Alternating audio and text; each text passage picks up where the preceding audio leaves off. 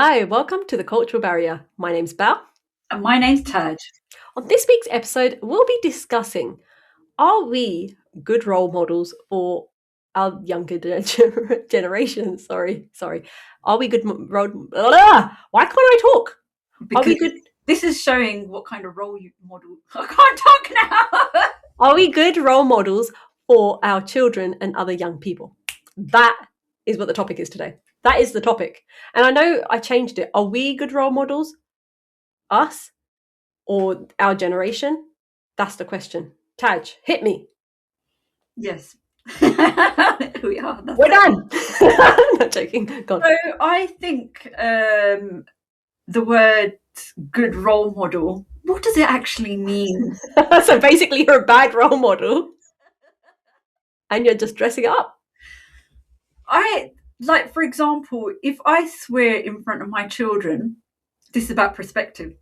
If I swear in front of my children, am I a bad role model because I'm not teaching them more vocabulary? Or am I a good role model because you're teaching them how to react when someone's horrible to them if they swear at them? Fair point. I mean, as long as you go. But it is a question, actually. Like, at what age do you teach your kids certain swear words?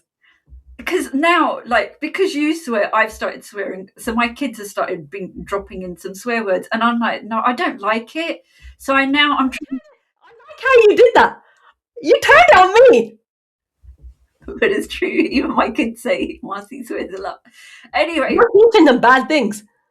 I am. So that's why I'm like, no, you can't swear. But I'm like, I'm swearing. So why am I telling them not to swear? So I need to stop swearing, which I'm not doing so much of now because I'm being really thinking. And you started to talk to me less.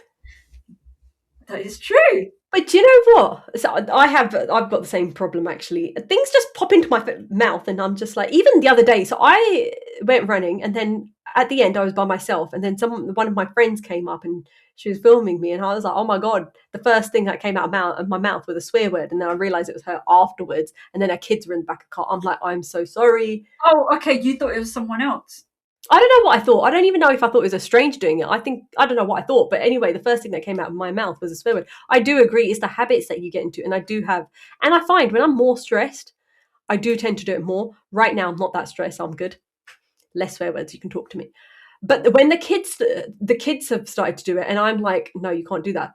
And I've noticed, especially my daughter, she's started to do it even more than my son. And I think she's got that habit from me. I do actually think that I'm going to take the hit. Okay. So what other things do you think that we need to be mindful of or we should do to be good role models? For example, I talk to my daughter about quite a lot of things openly. That's nice of you. And then I think, should I be talking to her about everything? So I was talking about you last week. I haven't told you this. We were talking about social media and how open we are with our kids, and this was exactly it. And you are very open with your daughter, and we've had conversations where like, are you really talking to her about it? Is that encouraging her in a certain way? But then you've said actually at least she's not deleting her WhatsApp messages, which happens with kids as well, and I get that. And I'm like, actually, I've come around to think. What do you mean I've been open? What have I been open about? Like she will tell you if she fancies someone, for example, or something like that, and Yeah. whether you should be having those conversations with your daughter or whether you're encouraging that sort of behavior, because obviously you don't want her to. And my point of view on that is everyone goes through it. It's a chemistry thing. But what I've explained to her is the science behind why it happens. So you made it so boring. She's like, forget, I don't even want it. Yes, because in our community and at the moment, I don't think, and I don't want her to currently the way I'm thinking, I don't want her to be going out with someone in a relationship kind of way.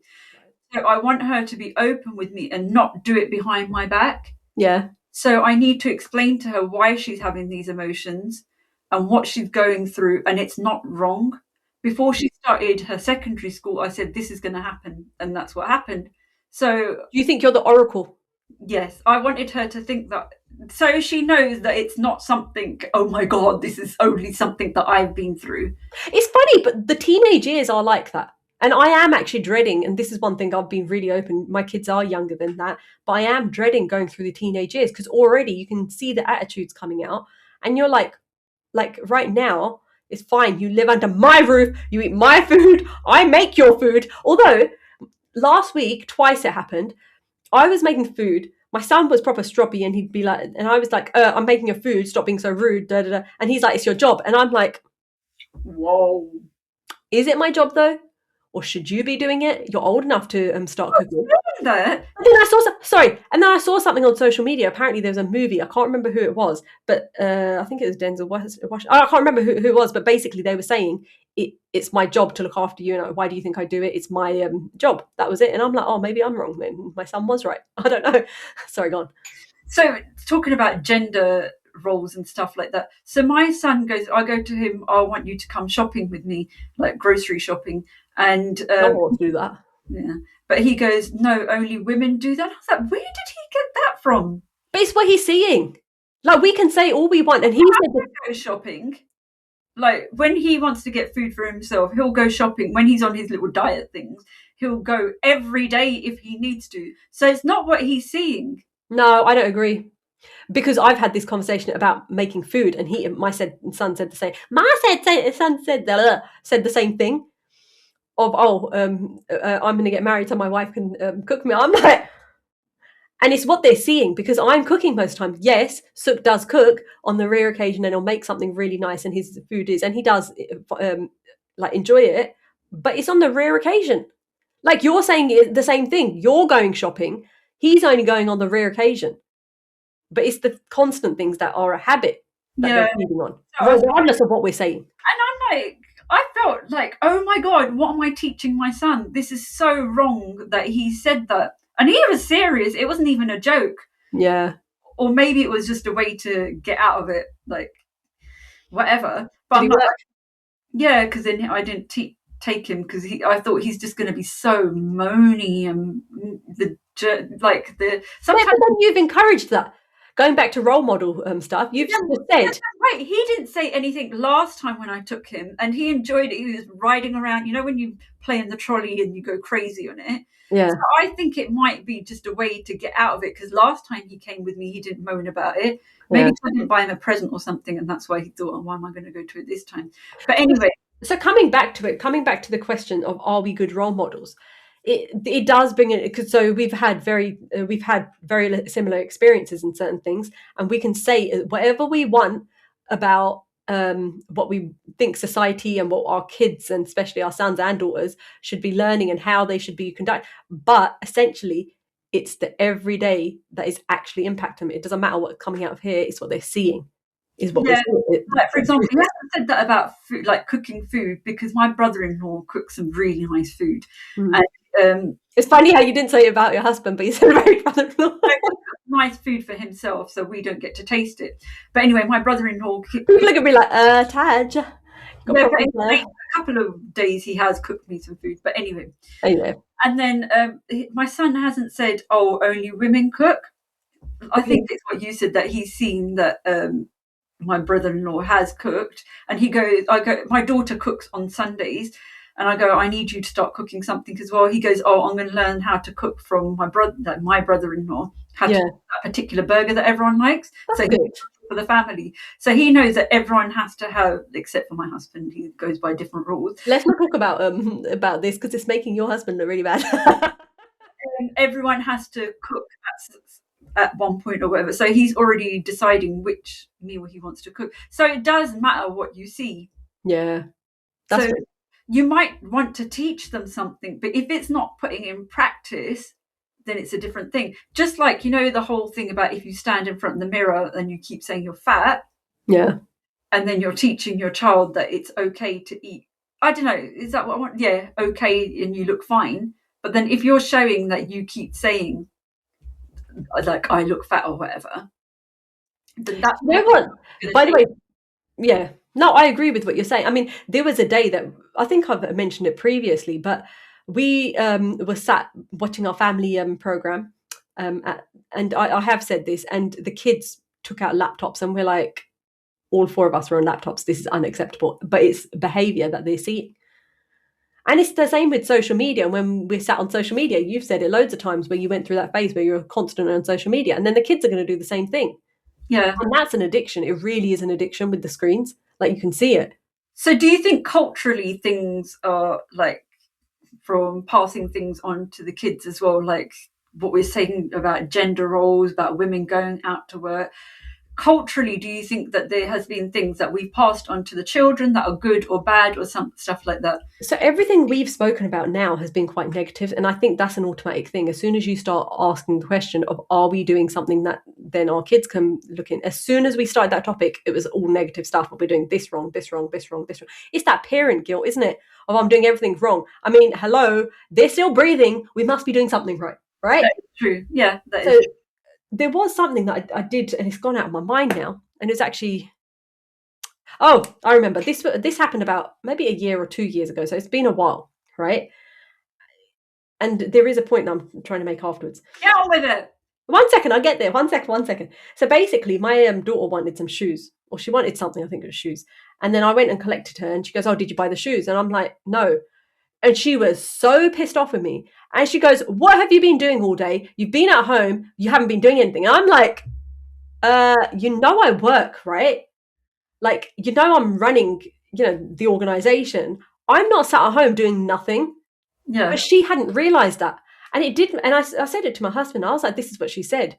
She thinks I'm not doing anything, right? It's also the conversations that we're having with our kids. So I might be busy. I might be working. I might be doing exercise. I might be doing whatever, the housework even, right? But because we're not talking about it with our kids, they don't realize that's what we're doing. Like, she thought I was doing nothing. And then afterwards, we did, at the dinner table, we did make a point of saying, look, I'm running a business and we're doing this, and this is the sort of stuff I have to do. We need to up our games now. I'm having this conversation. I'm like, it's been a while since we've done that, but we do talk about my work a lot more than I was doing it before. So they realize that I actually do things, and my life doesn't, I know this sounds bad, my life doesn't completely revolve around everything that they say. And that's why that dinner table conversation, I realized, is really important. So you've got that opportunity to say, hey, this is what I did in my day, as well as them telling you what they've done. See, we've had loads of conversations about this as well. We don't do the dinner table thing. We've done it once this week just because my husband wanted to do it. He's looking really bad in this conversation. But we have a program that we watch together, and we eat dinner together around the TV table. But then that's how we look forward to it. And then we have movie nights that we do together anyway. So, okay, I want to touch on aspects of culture as well. For example, when we were younger, we didn't do it loads, but sometimes our dad would give us a bath, and I had to comb our hair actually. And then Why are you asking? He used to take that much hair out of our head. I mean, he definitely combed our hair. No, because I was going to say our mum used to give us a bath, but it was our dad used to give us a bath, then he used to comb our hair. Yeah. And like sometimes, and then used to get oil massage as well. Are there certain things that we done in our childhood which we do now? Like, for example, with our kids? So another thing that we used to do, just added to that, and I thought about this last week, because so we used to debate on a Saturday night. Yeah, that used to be good. We'd get a topic and then we'd debate it, right? And I remember that. And last week I was thinking, and at the time you didn't think anything of it. You're talking, you're sitting there. But it's the whole aspect of debating. Yeah. The thing was, we didn't say, all right, let's sit down and debate this topic. It just happened. It just organically used to happen. And it was good because we all get our opinions across. And to be honest, my son wants to do that now. And now you're saying this, we should be doing that. I didn't think about it before, but now you've brought this up, because my daughter's doing philosophy, and she's like doing, okay, if this happens, would this happen? And he really enjoyed it, to the point of, he goes, okay, should we do it again? And I think I wasn't feeling too well on that particular weekend. So we didn't end up doing it. But now we've talked about it, actually we should be doing it, because that built a lot of character for us. But then I was thinking about this. At that time, it was just family time. We just did it because it was just, we did it every Saturday. But now we have to name, let's go to debate club before it's a thing. And this is where it goes back to culture of, East versus West. Everything that they did in the East was wrong. Everything they're doing in the West is correct. Like the yoga was wrong when it was in the East, but now we're doing it in gyms. It's completely the best thing since sliced bread. And it's the same thing. We didn't call it debate club. We called it family time, but we debated. And that might be part of the reason why we're doing this, why we're having conversations about raising awareness, because we were given that platform, even when we were young, to explore our thoughts and listen to other people's perspectives. Even now, like I might not agree, and I've had it a few times where I talk to Dad and I'm like, I don't agree with his point of view on certain things, and we'll argue it out, and then he'll be like, "You're getting angry," and I'm like, "You're getting angry," right? Yeah, you two are like stalemate. Right? And then obviously at some point I have to back down because I like Dad won't listen, and I'm like, "My Dad, I have to listen." But it did give us that platform to have that conversation, and I'm well aware that a lot of people don't have that platform. It is a case of they have to listen to what someone else But I says. think that was really good, especially with our dad, who used to be the main person that we used to have the debates with, because as women, that gave us the voice to say, okay, it's okay to have your opinion. And now when we go into situations, for example, I'll go to places of worship where predominantly it's male orientated. Is that the right word? Yeah.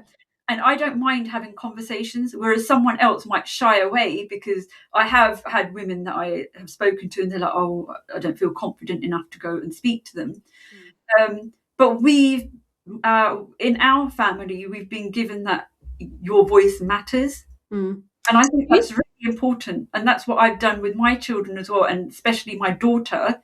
But I need to, I think, do it more with my son, because I think I've gone the other way around now. That's interesting.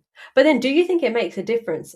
I mean, another thing that have found really interesting now, looking back, as Mum is quite a positive person. You know, she's been through a lot of stuff, but we will still have a laugh about things, no matter how serious it is. We will laugh at the situations, and I think that's come from her. But the question I was going to ask, and I wanted to put that in because we are very complimentary of Dad giving us that opportunity to do this X, Y, Z. And the reason I've said that is actually a lot of our personality comes from Mum, where we'll have a laugh about topics, and it is a part of resilience. And you know, like I said, she's been through a lot, but it quite clearly helped her get through things, and that's something I think we've taken on as well, which has been really, really important. But the question I was going to ask prior to saying that was, do you think it mattered that that platform for debate, for example, came from Dad rather than Mum? Yeah, I was just thinking this while you were I thought you were going to go down this avenue, because, yeah, does it matter that a man let us do it rather than a woman? And it shouldn't, but I think it did. Yeah. It's a man's world and it shouldn't be. But because a man let us talk and say, you have got this, you should have the platforms to talk, maybe that's what's gone out there. But I'm not saying that if it was the other way around, maybe it's just worked for us. Yeah. Um, but then we have built, even though Mum's been doing the background things, like you said, we have got quite a lot of our personality from her. I remember, like last night, me and my husband were cooking, and I was just watching him cook because he doesn't do it very often. And I was just laughing, and he goes to me, "Oh, Miki Hussey, why do you keep laughing?" And it reminded me of what my dad sometimes says to my mum when she just randomly laughs at stuff. And I Yeah. don't know, that made me feel good, because it made me feel like my relationship with my husband's like my mum and dad's as well. I was randomly laughing at something, and I think it is important that you build up your relationships, and that you can laugh at things, and your children should see that it's okay to laugh about random things. You don't have to have something. It doesn't have to be laughing about this. You can laugh about laughing. I But, don't know. but I think the whole aspect of putting a positive spin on everything, I think is important. Like I said, that resilience piece is really there, and I think it's important. But also, it's the energy then you give to other people, because Dad was less laughy. He was a lot more serious, and at home it was different. Out and about, he's very different. But with Mum having a laugh about stuff, you can phone him up now, and he'll laugh at something. In fact, I was in, I think it's Legoland, right? And I wore a hat, right, because it was quite hot that day. And then I picked up the phone to Dad, and my friend was there. And I picked up, and he was like, "Hagi baya, ha ha ha." I'm like, "It's not that funny." So I just laugh at things, and that energy would have come from Mum, like having a laugh at anything. Yeah, And I think it's really important, although it has got us in trouble because it means that we take things too flippantly as well. right? But then it's but then it is that whole thing of, you do take certain personality traits out of people. And again, I debate a lot with my with certain people, and I think that's come from dad, like the politics and also the experiences that I've been through and seen, and my interest in it now, which it wasn't there before. But I think, again, that's a good thing to pass on to your children as well, being resilient. For example, if you're ill, I might get backlash from this. You shouldn't just be like, all right, there's certain circumstances like I have on the weekend when I was down, I was down. Yeah, But if it's a sniffle, like the man flu. yeah, like just get on with it. Yeah. Sometimes something might hurt, but when you go and work, you forget about it hurting. I'm not saying don't get it seen to, but it doesn't mean that you have to keep cutting things from your life. I think when you get to a certain age, perimenopause, something or another, I've always got something that's going on, but you've got to deal with the situation and carry on with life as well, depending on how serious the situation is, obviously. And this goes back to obviously the topic of, are we good role models for our kids? I mean, going back to where we were before, a lot of the things that we were saying were very negative. Now we've sort of flipped it and said, actually, we are teaching them things. We are, like, the everyday things that we're going through, they're actually seeing it in live play. We just need to be making sure that what we're doing is positive. Yeah, like for example, just back at what I was saying, my daughter, when she's going through her periods, sometimes she gets quite a lot of cramps and stuff like that. But when she's in her martial arts class, she will work, and I'm like, whoa, you're a role model to me. Yeah. She will just get through it, and I think that's from she's seen me get on with things, and she's seen, obviously, if it was painful and she was like couldn't cope with it, then that's different. But she's like, okay, and she just gets on with it. And I credit her for that. And I think, wow. And I have said to her quite a few times, I'm like, you're really good. Well done. Mm. And we should positively say if the child does something good, we should say well done to them because then they feel happy as well. Do you think we say that too much? Do we think we're too complimentary to kids as well? Because we weren't complimented, and we've been quite open about this. Our parents were like, okay, yeah, you've got 95 out of 100. What happened to that 5? And I've realized I do that as I well. do that as well. I can't help it, and I do it. And when I do it, I'm like, oh God, why do it? Why do I do it? But I do it again and do it again. Yeah, but then the question was, do you think that was the opposite of what I was trying to say? But do we think we compliment kids and model coddle them too much sometimes? Sometimes, if you put kids into too many categories, like you've got this, and this, Mm-hmm. then the child, you want to try to avoid them playing up to it. For example, my son, he was diagnosed with having dyslexia. We didn't tell him for quite a while because Mm-hmm. I didn't want him to use that as the excuse not to do things. Yeah. And now he does know, and we've discussed it, and we're like, okay, you just have a different way of doing things. Myself and your dad have got dyslexia as well, but it doesn't mean I that mean, it's he's having that conversation because I heard him talk to my two about it as well, about that, and it wasn't a negative. It was oh, I've got this. I'm whatever. And the fact that he was open enough to discuss it, I thought was really interesting. I didn't say anything in that conversation, but it's interesting the fact that he mentioned it and had that discussion. But I think that was a journey for myself as well. At first, I was like, I need to keep that away from him because I don't want him to use it as an excuse. But then I tackled it in a different way where I was like, for example, at school, they were saying, okay, you can use a laptop.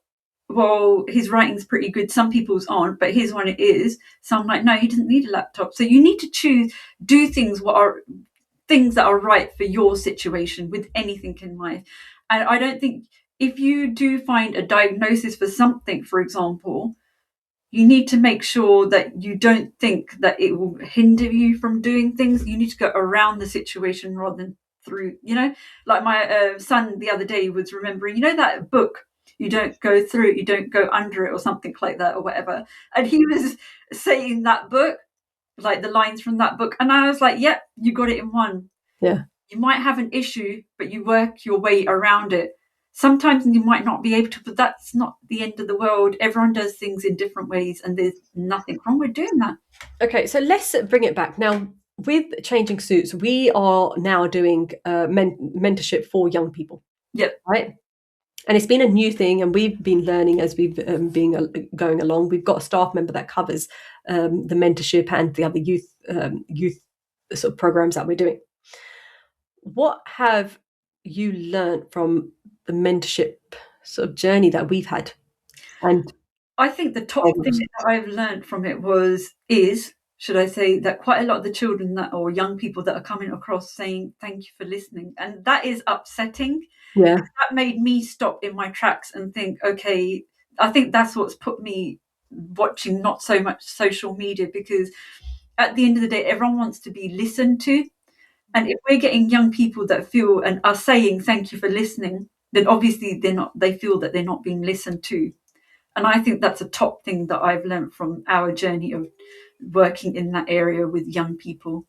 Listening yeah. is so important, and more important for your mental health. Just more, like I would say, mental health more than anything else. And it's a simple thing, and you don't think, The thing is, we're like, we might complain about certain things that are going on. All of us do it, complain about certain things that are going on in our life, right? But we do have a lot of privilege, and it's starting to become the sort of hindrance to us as well. Maybe we don't realize that we are privileged enough to be in the positions that we are. We know just from our parents' perspective, they went through so much to get here. They didn't have the time to spend with their kids. They yeah, were busy working. We are privileged enough to actually have that time and talk, um, and discuss. We know what school is like here, whereas our parents didn't. That it was a different world. And then you take one step with the world the way it is.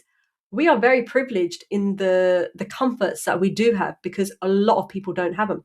My point is, for young people, whether it's our own kids or someone else's, from the mentorship program, for example, there's a lot that all of us can give to the younger generation, because we do have that knowledge, we do have the experience, that and we've got the two ears to listen to. Like you said, if it's about listening, we do have that to give to our next generations. So surely, if we go back to what the question of this episode is are we good role models for our young people?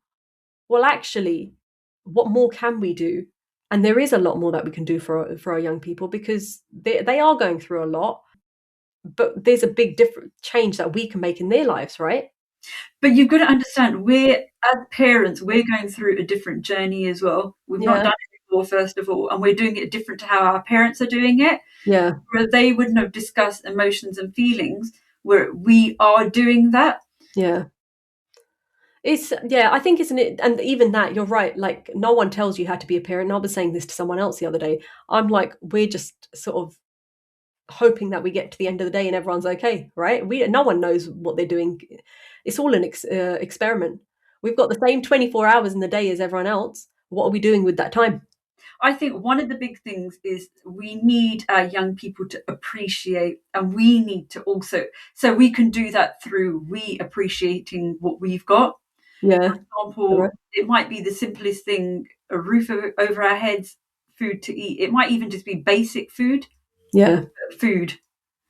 yeah, Appreciate that we're in a country where we haven't got a war going on. I was thinking yesterday, like, there's so much happening in the world. We were sitting there watching TV again. We're so lucky that we don't need to think of, oh my God, what's going to happen there? What's going to happen there? So we need to appreciate everything in our lives. I think, do you know what? I think that's a massive thing. And even for kids, I feel like they're less appreciative. I feel like we were the generation that did appreciate, a lot more, maybe. Um, of I mean, I don't know. Some people I have spoken to don't appreciate. I don't know. It's a different. Everyone's got their own journey. I mean, I think we appreciate what our parents went through, and we get why they took certain decisions, and we get it. Obviously, people have their own experiences, and I get that too. But I feel like the next generation, perhaps, I don't know. Maybe social media is taking so much time, because we all do it. You spend a bit of time on social media, all of a sudden, that's half an hour gone. You scrolling, and that was a complete waste of time. You learnt nothing, right? Yeah. I mean, like, I completely agree with that. For example, our parents have done certain things where other people would have said, oh, trauma. But I think it's important to understand why certain things were done in certain ways. And then that makes you understand. I'm not saying this for every situation, it can never be every situation. But from our situation with our parents, I understand why they done certain things in certain ways, because they were brought up to do it that way, but they would probably do it different now, Mm. or they just thought it was right. Yeah, they thought it was right at that time, but they'd do it different now. Okay. yeah. So as we come to the end of this podcast, give me 3 things to make sure from this episode that people are listening to. What 3 things should they be taking away to make sure that they are positive role models for their children and other young people? Listening to ourselves, giving times to ourselves to listen to ourselves, because sometimes we don't have that time to be bored and just imagine and listen to ourselves. Yeah. Listen to our children and our young people. I would class that as one. Second thing is appreciation of where we are and what we're doing. And the third thing is live and enjoy life. And on that point, it's goodbye from me. And goodbye from me.